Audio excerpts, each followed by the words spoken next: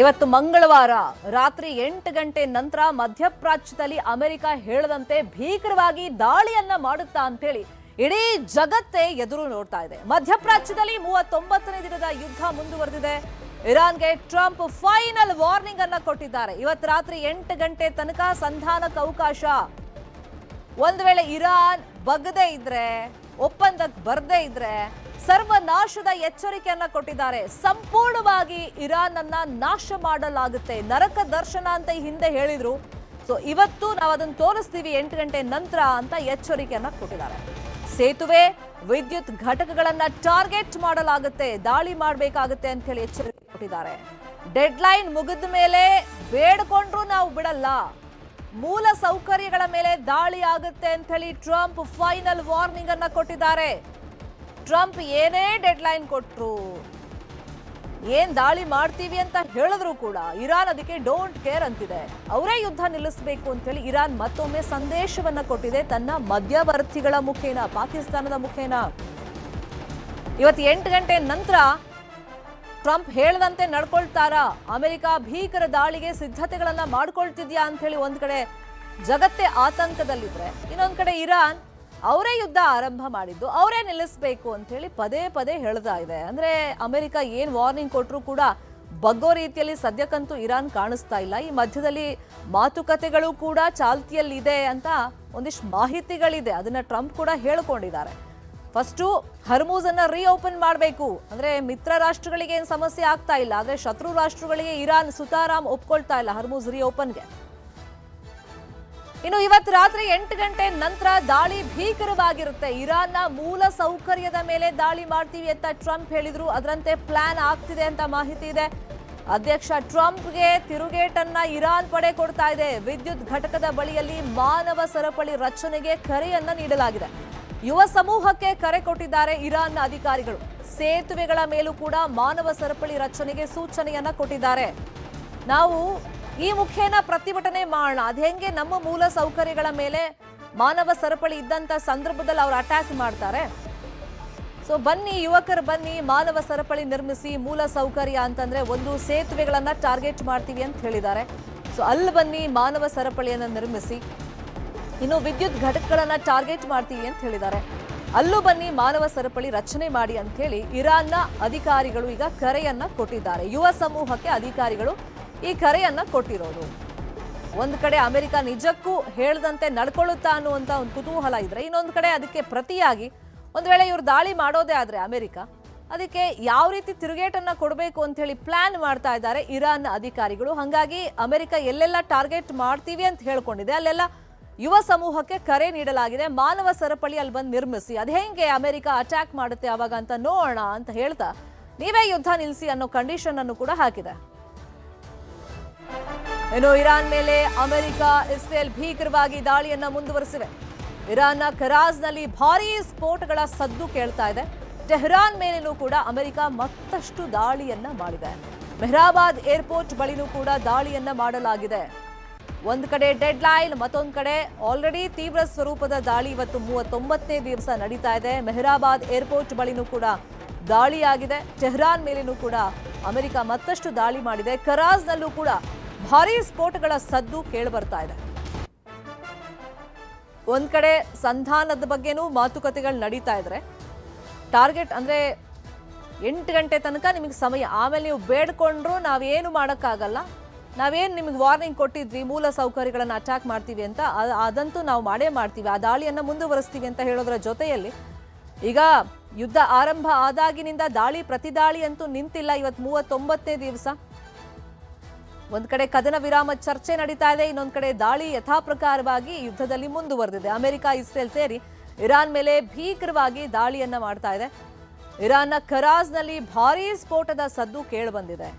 ಇನ್ನು ಟೆಹರಾನ್ ಮೇಲೇನೂ ಕೂಡ ಮತ್ತಷ್ಟು ಭೀಕರ ಸ್ವರೂಪದಲ್ಲಿ ಇಸ್ರೇಲ್ ಮತ್ತೆ ಅಮೆರಿಕ ದಾಳಿಯನ್ನ ಮಾಡಿದೆ. ಇನ್ನು ಮೆಹರಾಬಾದ್ ಏರ್ಪೋರ್ಟ್ಗೂ ಕೂಡ ದೊಡ್ಡ ಪ್ರಮಾಣದಲ್ಲಿ ದಾಳಿ ಮಾಡಿ ಹಾನಿಯನ್ನ ಮಾಡಲಾಗಿದೆ.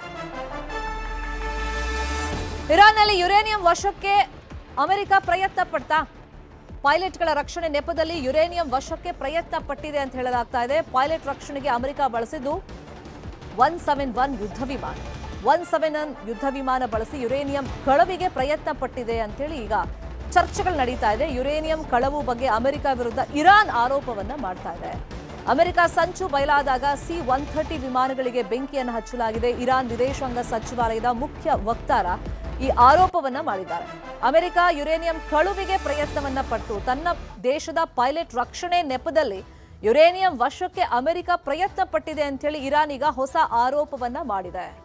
ಇದಕ್ಕೆ ಅಮೆರಿಕ ಯಾವ ತರ ಉತ್ತರ ಕೊಡುತ್ತೆ ಅನ್ನೋದನ್ನ ನೋಡಬೇಕಾಗುತ್ತೆ. ಪೈಲಟ್ ರಕ್ಷಣೆಗೆ 171 ಯುದ್ಧ ವಿಮಾನವನ್ನ ಬಳಕೆ ಮಾಡೋ ಮುಖೇನ ಇಲ್ಲಿ ಯುರೇನಿಯಂ ಕಳ್ತನಕ್ಕೆ ಅಮೆರಿಕ ಪ್ರಯತ್ನ ಪಟ್ಟಿದೆ ಅಂತ ಹೇಳಿ ಇರಾನ್ ಗಂಭೀರವಾದಂತ ಆರೋಪವನ್ನ ಮಾಡಿದೆ. ಇದೇ ವಿಚಾರವಾಗಿ ಇನ್ನಷ್ಟು ಡೀಟೇಲ್ ಆಗಿ ಇನ್ಫಾರ್ಮೇಶನ್ ಕೊಡ್ತಾ ಹೋಗೋದಕ್ಕೆ ನ್ಯೂಸ್ ರೂಮ್ ಇಂದ ನೇರ ಸಂಪರ್ಕದಲ್ಲಿ ಕನೆಕ್ಟ್ ಆಗಿದ್ದಾರೆ ನಮ್ಮ news editor doctor Ramesh Kumar. Doctor Ramesh Kumar, ಇವತ್ತು ರಾತ್ರಿ 8 ಗಂಟೆ ನಂತರ ಏನಾಗುತ್ತೆ ಅಂತ ಹೇಳಿ ಇಡೀ ಜಗತ್ತೇ ಕಾತರದಿಂದ ಕಾಯ್ತಾ ಇದೆ. ಯಾಕಂದ್ರೆ ಟ್ರಂಪ್ ಅಂತಹ ಒಂದು ವಾರ್ನಿಂಗ್ ಅನ್ನ ಕೊಟ್ಟಿದ್ದಾರೆ. ಅಮೆರಿಕ ನಿಜಕ್ಕೂ ದಾಳಿಗೆ ಸಿದ್ಧತೆಗಳನ್ನ ಮಾಡ್ಕೊಂಡಿದ್ಯಾ? ಸೊ ಇರಾನ್ ಬಗ್ಗುವಂತ ಲಕ್ಷಣಗಳು ಸದ್ಯ ಕಾಣಿಸ್ತಾ ಇದೆಯಾ ಇಲ್ವಾ?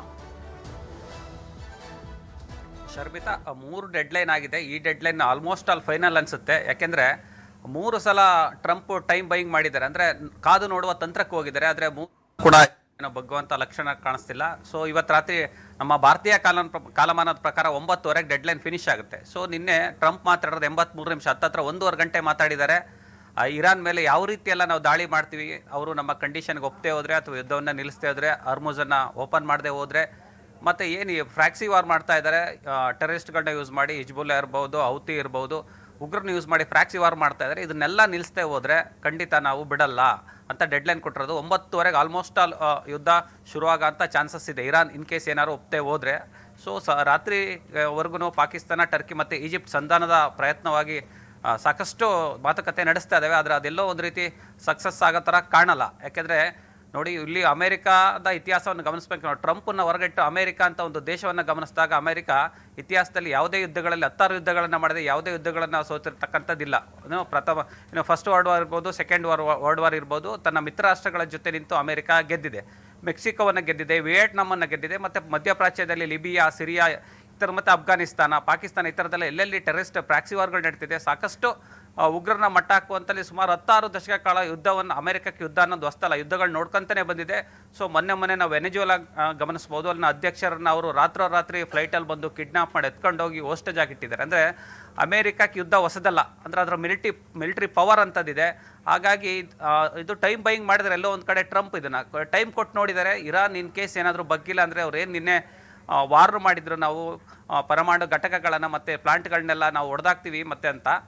ಹಾಗಾಗಿ ಇರಾನ್ಗೆ ಒಂದು ರೀತಿ ಟೆನ್ಷನ್ ಆದಂಗೆ ಆಗಿದೆ. ಅದಕ್ಕೆ ಹೊಸ ಒಂದು ತಂತ್ರವನ್ನು ವಿಮನ್ ಶೀಲ್ಡನ್ನು ಯೂಸ್ ಮಾಡೋಕ್ಕೆ ಮುಂದಾಗಿದ್ದಾರೆ. ಅಂದರೆ ಎಲ್ಲೆಲ್ಲಿ ಮೇನ್ ಘಟಕಗಳಿದೆ ಅಲ್ಲೆಲ್ಲ ಜನರನ್ನ ಸೇರಿಸಿ ಒಂದಿಷ್ಟು ಪ್ರೊಟೆಸ್ಟ್ ಮಾಡೋಂಥದ್ದು. ಅಂದರೆ ಜನರನ್ನ ಮುಂದೆ ನಿಲ್ಲಿಸಿದ್ರೆ ಅಮೆರಿಕ ಎಲ್ಲೋ ಒಂದು ಹೆಜ್ಜೆ ಹಿಂದಿಡ್ಬೋದು, ಅದು ಯುದ್ಧ ಮಾಡಲ್ಲ ಅಂತಕ್ಕಂಥದ್ದು ಇರಾನ್ ಲೆಕ್ಕಾಚಾರ. ಖಂಡಿತವಾಗಿ ಆ ಥರದ ಹಿಂದೆ ಸರಿಯುವಂಥ ಲಕ್ಷಣಗಳು ಕಾಣಿಸ್ತಾ ಇಲ್ಲ. ಯಾಕಂದ್ರೆ ನಿನ್ನೆ ಸುದೀರ್ಘ 1.5 ಗಂಟೆ ಮಾತಾಡಿದ್ದಾರೆ ಟ್ರಂಪ್. ಹಾಗಾಗಿ ಯುದ್ಧ ಮಾಡೇ ತೀರ್ತೀವಿ ಅಂತಕ್ಕಂಥದ್ದು. ಹರ್ಮುಜ್ನ ಏನಾದರೂ ಒಂದು ವೇಳೆ ಕೆಲವು ಕಂಡೀಷನ್ ಹಾಕಿ ಬಿಟ್ಕೊಡೋ ಪ್ರಯತ್ನಕ್ಕೆ ಏನಾದರೂ ಇರಾನ್ ಮುಂದಾದರೆ ಅಮೆರಿಕ ಸ್ವಲ್ಪ ಏನಾದರೂ ಕಂಟ್ರೋಲ್ ಮಾಡ್ಬೋದು. ಅಂದರೆ ನೋಡಿ, ಕದನ ವಿರಾಮಕ್ಕೂ ಕಾಲ್ ಕೊಟ್ಟಿದ್ದಾರೆ, ಒಂದು 45 ದಿನ ಕಂಟ್ರೋಲ್ ಮಾಡೋಣ ಅಂತ. ಆದರೆ ಇರಾನ್ ಒಪ್ತಾ ಇಲ್ಲ. ಈಗ ಫೈನಲ್ ಆಗಿ ಜನ ಮುಂದ್ಬಿಟ್ಟು ನೋಡ್ತಾ ಇದ್ದಾರೆ. ಆ್ಯಕ್ಚುಲಿ ಜನನ ಮುಂದ್ಬಿಟ್ಟು ಸೇನೆ ನಡುವೆ ಯುದ್ಧ ಆಗಬೇಕು, ಆದರೆ ಸೇನೆ ಮುಂದೆ ಜನರನ್ನ ಮುಂದಿಡಬಾರ್ದು, ಇದು ವಾರ್ ಕ್ರೈಮ್ ಆಗುತ್ತೆ. ಹಾಗಾಗಿ ಇದು ದೇಶದ ಆಂತರಿಕ ಕಚ್ಚಾಟ ಕೂಡ ಆಗ್ಬೋದು. ಮತ್ತು ಅಮೆರಿಕವನ್ನು ಗಮನಿಸ್ಬೋದು ನಾವು. ಹಿಂದೆ ಸಾಕಷ್ಟು ಆಂತರಿಕ ದಂಗೆಗಳಿದ್ದಾಗ ಅಮೆರಿಕ ಗೆದ್ದಿದೆ. ತನ್ನ ರಾಜ್ಯದಲ್ಲೇ ದಕ್ಷಿಣ ಭಾಗದಲ್ಲಿ ದಂಗೆಗಳಿದ್ದಾಗ ಅಮೆರಿಕ ಅದನ್ನೆಲ್ಲ ಕಂಟ್ರೋಲ್ ಮಾಡಿ ಸಾಕಷ್ಟು ಯುದ್ಧಗಳನ್ನ ಗೆದ್ದಿದೆ. ಹಾಗಾಗಿ ಇರಾನ್ಗೆ ಗೊತ್ತಿದ್ದು ಅಮೆರಿಕ ಶಕ್ತಿ ಅಂತದ್ದು ಅಂತ. ಆದರೆ ಎಲ್ಲೋ ಒಂದು ರೀತಿ ಮಂಡವಾದಕ್ಕೆ ನಿಂತಂಗೆ ಕಾಣಿಸ್ತಾ ಇದೆ. ಅದು ಗೊತ್ತು, ಏನೋ ಸಾಕಷ್ಟು ಕ್ಷಿಪಣಿಗಳು ನಾಶ ಆಗಿದೆ. ಅಮೆರಿಕ ನಾವು ಎಕ್ಸಾಂಪಲ್ ಗಮನಿಸ್ಬೋದು ಶರ್ಮಿತಾ, 2 ಪೈಲಟ್ಗಳ ರಕ್ಷಣೆಗೆ 200 ವಿಮಾನಗಳನ್ನ ಕಳಿಸಿದೆ. ಸೊ ಎಲ್ಲೋ ಒಂದು ಮೂಲೆಯಲ್ಲಿ ಬಿದ್ದಿರ್ತಕ್ಕಂಥ ಪರ್ವತದ ಶ್ರೇಣಿಗಳಲ್ಲಿ ಎಲ್ಲೋ ಸಂಧಿಯಲ್ಲಿ ಬಿದ್ದಿರ್ತಕ್ಕಂಥ 2 ಪೈಲಟ್ಗಳನ್ನ 200 ವಿಮಾನಗಳನ್ನ ಕಳಿಸಿ ಅವ್ರನ್ನ ಅಷ್ಟು ಸೇಫಾಗಿ ಇರಾನ್ ನೆಲದಿಂದ ಅಮೆರಿಕಕ್ಕೆ ಸೇಫಾಗಿ ಕರ್ಕೊಂಬಂದಿರ ಅಂದರೆ ಅಮೆರಿಕದ ಬಳಿ ಎಂಥ ಟೆಕ್ನಾಲಜಿ ಇದೆ ಮತ್ತು ಎಷ್ಟು ಸ್ಪೀಡಲ್ಲಿ ಅದು ಆಪ್ರೇಷನ್ ಮಾಡುತ್ತೆ ಅಂತಕ್ಕಂಥದ್ದು ಬೆಸ್ಟ್ ಎಕ್ಸಾಂಪಲ್ ನೋಡ್ಬೋದು. ಹಾಗಾಗಿ ಅಮೆರಿಕದ ಬಲವನ್ನು ತುಂಬ ಈಸಿಯಾಗಿ ಮತ್ತು ಸಿಂಪಲಾಗಿ ತಗೊಳಕ್ಕೆ ಸಾಧ್ಯನೇ ಇಲ್ಲ. ಯಾವುದಕ್ಕೂ 9:30 ನಂತರ ಏನಾಗುತ್ತೆ ಅಂತದ್ದು ಮೇಜರ್ ಆಗುತ್ತೆ ಶರ್ಮಿತಾ, ನೋಡಬೇಕಲ್ಲ. ಕಾದ್ ನೋಡೋಣ ಏನಾಗುತ್ತೆ ಅಂತ ಹೇಳಿ. Thank you so much doctor Ramesh Kumar ಈ ಕ್ಷಣದ ಮಾಹಿತಿಯನ್ನು ಕೊಟ್ಟಿದ್ದಾರೆ.